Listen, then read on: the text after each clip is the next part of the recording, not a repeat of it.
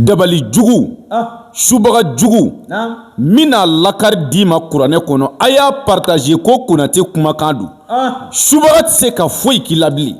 dabali jugu tɛ se ka foyi k'i la bilen bilahi n'i ye nin kɛ a kɛcogo la fo k'i sa dabali tɛ foyi k'i la a y'a kɔrɔbɔ a ka tila k'a partager i ye kuma in faamuya kul lan yusibana illa ma kataballahu lana huwa maulana wa alallahi falyatawakkalul mu'minuna e ka nin sɛbɛ dɔrɔn siɲɛ 111 o y'a sira telimani de ye bilahi juguya tɛ foyi tiɲɛ e ye bilen a kɔrɔbɔ dɔrɔn a ye nin partager ala kama i bi baraji belebele de sɔrɔ nin na i y'a faamuya i ka jala ɲini n'i ye cɛ ye i ye muso ye kuru 7 n'i ye cɛ ye kuru 7 n'i ye muso ye kuru 7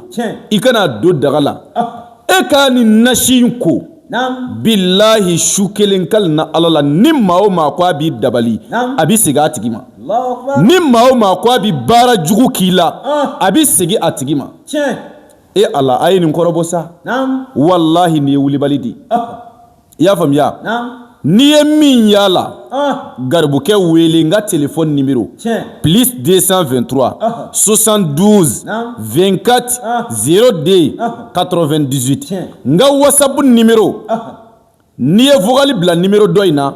n'a ma jaabi fiyewu a bila i kunna ko problème de bɛ whatsapp la o tuma na vocal bila nin numéro in fɛnɛ na plus 223 70 77 02 11 a faamuna o tuma na maa o maa bɛ yen k'e b'i fɛ ka nafolo karaba kun fɔ ya kunu na ala ka nafolo karaba k'a d'i ma suko ni dugujɛ cɛ iza wakati de b'a kɛ ne Konate ti wari minɛ mɔgɔ la fɔ baara ka jaabi na n'i ka saraka saga dama ye sabu baara in bɛ kɛ ni sagajigi jɛma de na n'i ka saga dama ye i k'i tɔgɔ ni ba tɔgɔ di walima i ka saga wari ci numéro kelen in na plus 223 72 24 02 98 e k'i ka saga wari ci o la i k'i tɔgɔ ni ba tɔgɔ di o la maa o maa mako bɛ na a ye weleli kɛ numéro in na sisan plus 223 72 24 02 98 i bɛ se ka weleli k'a la i bɛ se ka vocal ci mais n'i ye vocal ci n'a ma jaabi a bila i kunna ko problème de bɛ whatsapp in na